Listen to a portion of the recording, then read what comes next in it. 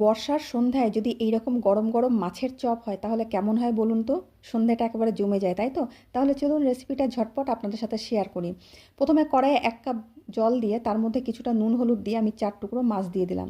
এমনিতে আমি মাছ ফ্রিজে আমি অনেকটা করে কিনে রাখি, তো বেশ কিছুদিন হয়ে গেলে তখন খেতে ইচ্ছা করে না, তখন আমি এইভাবে চপ কাটলেট বানিয়ে খাই, ভীষণ টেস্টি হয় খেতে। তো মাছটাকে আমি এমনভাবে সেদ্ধ করব যেন মাছটাও সেদ্ধ হয়ে যায় আর জলটাও যেন শুকিয়ে যায়। জলটা আমার শুকিয়ে গেছে, এবার মাছটাকে ঠান্ডা করে নিয়ে কাঁটাটাকে ছাড়িয়ে নেব। দেখুন কাঁটাটা আমার ছাড়ানো হয়ে গেছে। এবার একটা ফ্রাইং প্যানে আমি কিছুটা সর্ষের তেল দিয়ে এখানে পেঁয়াজ কুচি আর রসুন কুচি আমি দিয়েছি। 8-10 কোয়া রসুন আর একটা বড় সাইজের পেঁয়াজকে আমি এইভাবে খুব ভালো করে কুচি কুচি করে নিয়ে একটু লাল লাল করে ভেজে নেব। তারপর আমি এর মধ্যে দিয়ে দিচ্ছি আধা চামচ মতন আদা বাটা, দিয়ে দিলাম পরিমাণ মতো নুন হলুদ লঙ্কার গুঁড়ো আর জিরের গুঁড়ো। এবার সামান্য একটু জল দিয়ে মশলাটাকে খুব ভালো করে কষিয়ে নেব, মশলাটার থেকে যতক্ষণ না তেলটা ছেড়ে আসবে। মশলাটা দেখুন আমার খুব ভালো করে কষানো হয়ে গেছে। এবার সেদ্ধ করে কাটা ছাড়ানো মাছটা দিয়ে দিলাম। মাছটাকে দিয়ে মশলার সাথে একটু নাড়াচাড়া করে নিয়ে এবার আমি দিয়ে দেবো সেদ্ধ করা আলু। আমি বড় সাইজের একটা আলুকে সেদ্ধ করে ম্যাশ করে নিয়েছিলাম। তো সেদ্ধ আলু আর সেদ্ধ মাছটাকে দিয়ে এই মশলার সাথে আমি প্রায় 4 থেকে 5 মিনিট খুব ভালো করে কষিয়ে নেব, একদম যেন শুকনো শুকনো হয়ে যায়। খুব ভালো করে কষিয়ে নেওয়ার পরে যখন এরকম কষানো হয়ে যাবে এবার দিয়ে দিলাম আমি কাঁচা লঙ্কা কুচি। কাঁচা লঙ্কা কুচিটা একটু আমি পরেই দিচ্ছি, মানে ঝালটা যেন একটু মুখে লাগে যখন আমরা খাবো। কাঁচা লঙ্কাটাকে ভালো করে মিশিয়ে নেওয়ার পরে দেখুন আমার পুরটা কিন্তু রেডি হয়ে এসছে। এবার আমি এর মধ্যে দিয়ে দেবো গরম মশলা গুঁড়ো। গরম মশলা গুঁড়ো দিয়ে খুব ভালো করে নাড়াচাড়া করে মিশিয়ে নিলাম। মিশিয়ে নেওয়ার পরে দিয়ে দেবো 1 মুঠো মতন ব্রেড ক্র্যাম্পস। আমি বাড়িতে ব্রেড ক্র্যাম্পসটা আমি তৈরি করে নিই, পাউরুটির গুঁড়োটা আমি মিক্সিতে দিয়ে গুঁড়ো করে নিই।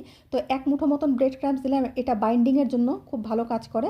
তো দিয়ে ভালো করে মিশিয়ে নিয়ে সবার শেষে ধনেপাতা কুচি দিয়ে নাড়াচাড়া করে মিশিয়ে নিয়ে এই পুরটাকে কিন্তু ঠান্ডা করে নেবো। পুরটা আমার একদম রেডি হয়ে গেছে।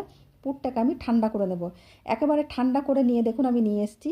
এবার এটা থেকে আমি চপগুলো করে নেব। আর এখানে আমি 1 চামচ মতন কর্নফ্লাওয়ার আমি গুলে নিয়েছি কিছুটা জলের মধ্যে, আর ব্রেড ক্রাম্পস নিয়েছি। এবার দেখুন মাছের পুরটা থেকে এইভাবে আমি চপ বানিয়ে নিচ্ছি। চপ বানিয়ে নিয়ে কর্নফ্লাওয়ারের মধ্যে এইভাবে চুবিয়ে দিয়ে তারপর আমি ব্রেড ক্রাম্পসে আমি কোট করে নেব এই চপগুলো।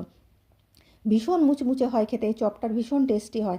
আমি এখানে গোল গোল শেপ দিচ্ছি, আপনারা আপনাদের পছন্দ মতন কাটলেটের আকারেও দিতে পারেন, লম্বা লম্বাও করতে পারেন, আপনাদের যেমন পছন্দ তেমনি আপনারা করতে পারেন। তো এইভাবে আমি চপগুলোকে দেখুন তৈরি করে নিচ্ছি। তৈরি করে সমস্তটা একটা প্লেটের মধ্যে রেখে দিচ্ছি।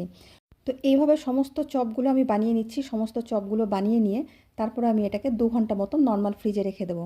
তো আমি বের করেছিলাম সন্ধ্যেবেলা, যখন আমরা চা খাই সন্ধ্যেবেলা বের করার পরে এটাকে আমি ভেজে নিচ্ছি। আমি সমস্তটা একসাথে ভাজবো না, যেহেতু আমরা দুটো মানুষ বাড়িতে, তাই আমি অর্ধেকটা চপ ভেজে নেব। আর এইভাবে বানিয়ে কিন্তু আপনারা স্টোর করে রেখে দিতে পারেন, 10 থেকে 15 দিন খুব ভালো থাকে। কোনো একটা এয়ারটাইট কন্টেনারের মধ্যে রেখে দিতে পারেন। তো আমি অর্ধেকটা মতন চপ ভেজে নিয়ে পেঁয়াজ কুচি, টমেটো সস আর কাসুন্দির সাথে পরিবেশন করলাম। তো কেমন লাগলো রেসিপিটা অবশ্যই কিন্তু কমেন্ট বক্সে জানাবেন।